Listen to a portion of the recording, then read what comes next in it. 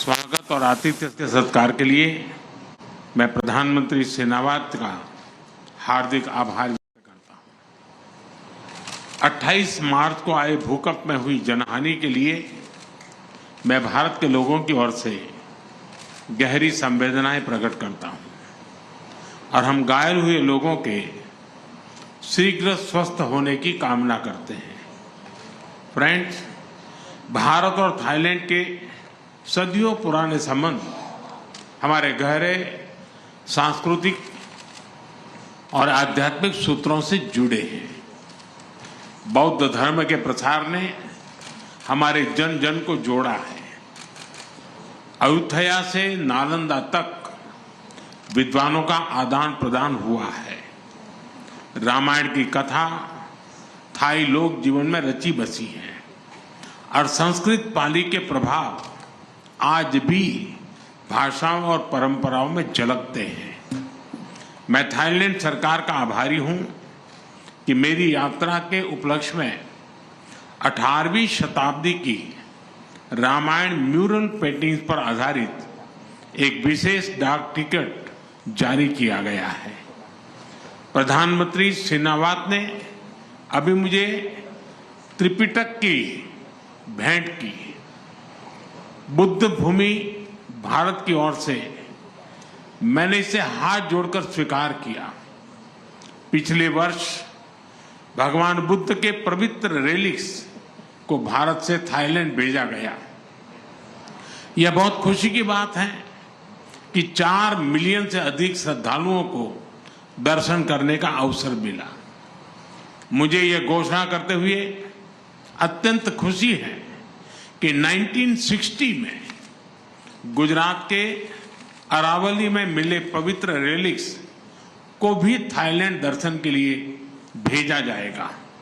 इस वर्ष भारत में महाकुंभ में भी हमारा पुराना कनेक्शन दिखाई दिया। थाईलैंड समेत अन्य देशों से 600 से अधिक बौद्ध श्रद्धालु इस आध्यात्मिक और सांस्कृतिक सभा का हिस्सा बने।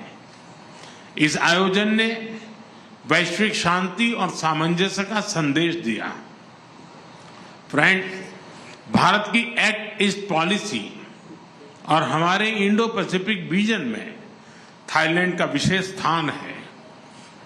आज हमने अपने संबंधों को स्ट्रैटेजिक पार्टनरशिप का रूप देने का निर्णय लिया है। सुरक्षा एजेंसियों के बीच स्ट्रैटेजिक डायलॉग स्थापित करने पर भी चर्चा की।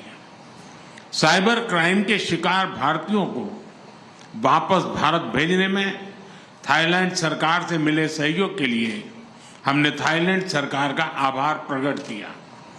हम सहमत हैं कि हमारी एजेंसीज ह्यूमन ट्रैफिकिंग और इलीगल माइग्रेशन के खिलाफ एकजुट होकर काम करेगी। हमने भारत के उत्तर पूर्वी राज्यों और थाईलैंड के बीच टूरिज्म, कल्चर, एजुकेशन ऐसे क्षेत्रों में सहयोग पर बल दिया है। आपसी व्यापार, निवेश और बिजनेसेस के बीच आदान प्रदान बढ़ाने पर हमने बात की। एमएसएमई, हैंडलूम और हैंडीक्राफ्ट में भी सहयोग के लिए समझौते किए गए हैं।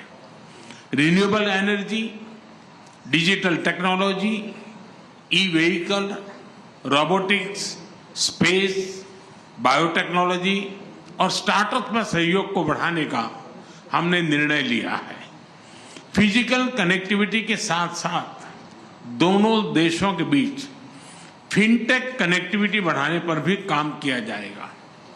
पीपल टू पीपल एक्सचेंजेस को बढ़ावा देने के उद्देश्य से भारत ने थाई पर्यटकों के लिए फ्री ई वीजा सुविधा देनी शुरू कर दी है। फ्रेंड्स, आसियान भारत का कॉम्प्रिहेंसिव स्ट्रेटेजिक पार्टनर है और इस क्षेत्र में मैरीटाइम पड़ोसी देशों के नाते क्षेत्रीय शांति, स्थिरता और समृद्धि में हमारे साझा हित है। भारत आसियान यूनिटी और आसियान सेंट्रलिटी का पूर्ण समर्थन करता है।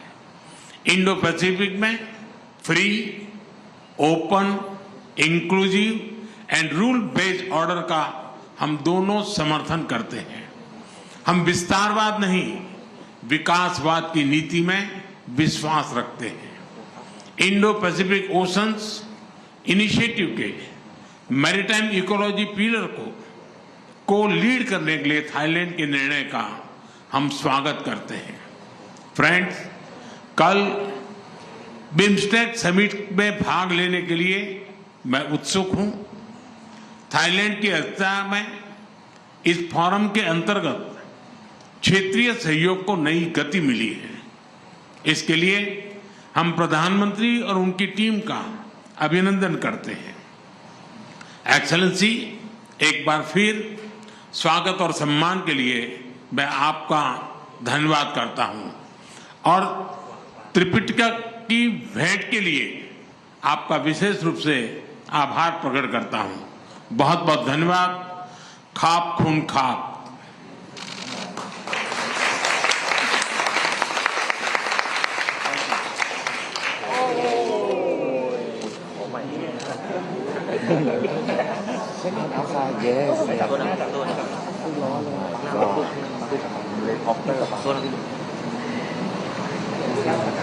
There in Thailand at the BIMSTEC summit, a lot on India's plate where BIMSTEC is concerned. This is the first time that there is a meeting in person where the BIMSTEC is concerned. The last time it happened virtually, and when the nations met in person was all the way back in 2018. Number one on agenda for India, of course, would be the immediate sanctions that have been slapped by the United States of America to not just India, but other Southeast Asian countries, and possibly to come up with an access of trade within Southeast Asia, something that India and other countries had not explored much in the past. But now, on the other side, this will also be a platform where the Prime Minister will come face to face with Muhammad Yunus, the chief advisor in Bangladesh, especially after his controversial commentary regarding China is concerned, as well, where Nepal comes into question. So, enough on India's plate where the BIMSTEC summit is concerned. Well, right now, of course, the Prime Minister is in Thailand, and from here, tomorrow, he's going to embark on a 3-day visit to Sri Lanka as well.